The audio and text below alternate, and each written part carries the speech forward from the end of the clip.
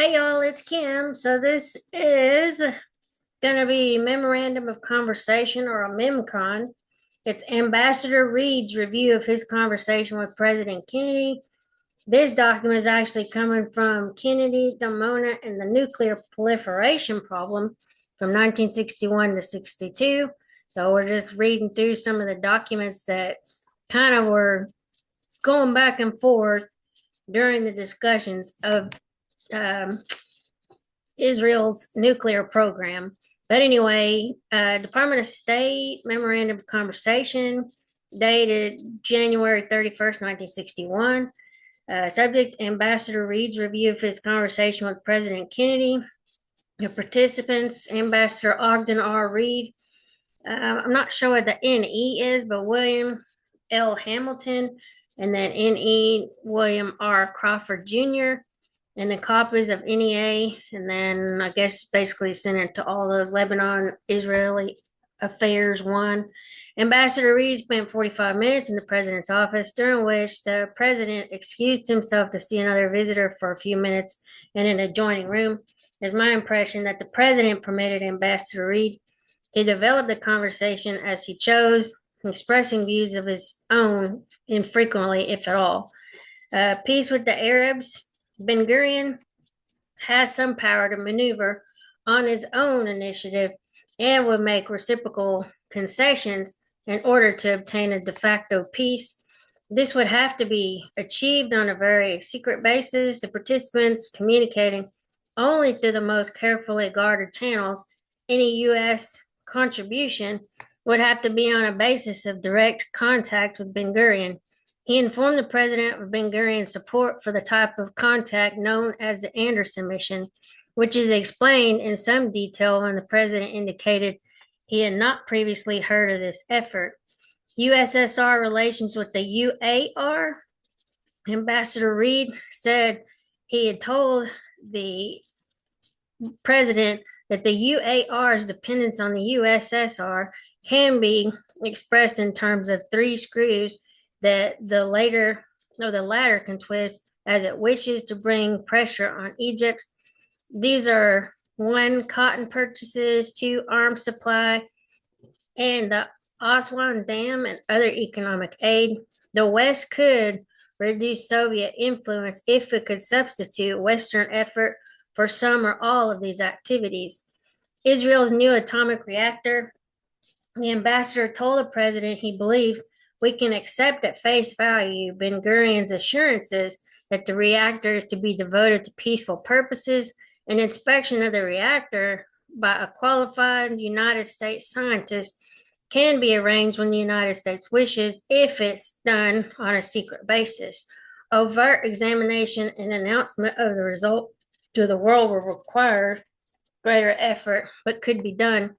That Ben Gurion have been less than candid with the United States, Ambassador Reid told the president, traced to his preoccupation with security. Reid suspects that very few people in Israel knew of the development's true character, possibly not even the foreign minister, Golda Meir, until it hit the headlines. Arms balance in the Israel Arab complex. Ambassador Reid apparently made a detailed presentation of the Israel case for more sophisticated weaponry to protect itself against surprise air attacks by the UAR. The ambassador accepts the Israel estimate that its population centers are only 4 minutes from Damascus by supersonic aircraft.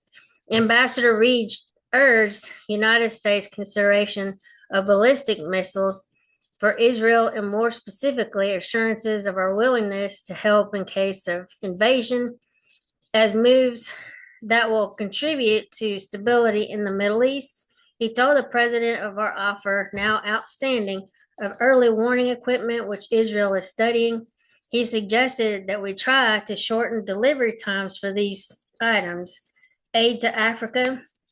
Ambassador Reid reviewed at some length Israel's technical assistance efforts with the new states of Africa, apparently giving them a high rating for effectiveness and suggesting that the United States will be well advised to keep Israel in mind as offering an adjunct to Western efforts in Africa. He told the president that Ben Gurion is now disappointed he did not mention Israel's African program when they met last year. The State of the Union and inaugural messages, Ambassador Reid told the president he had been struck by the phrase on accepting the risk of leadership and the president's reference to time not necessarily being on our side. He said the president had told him his omission of the Middle East in his message had not been deliberate or in evidence of his indifference to the problems of the area. On the contrary, the president, according to Ambassador Reid, said he is very much interested in ways in which peace might be achieved.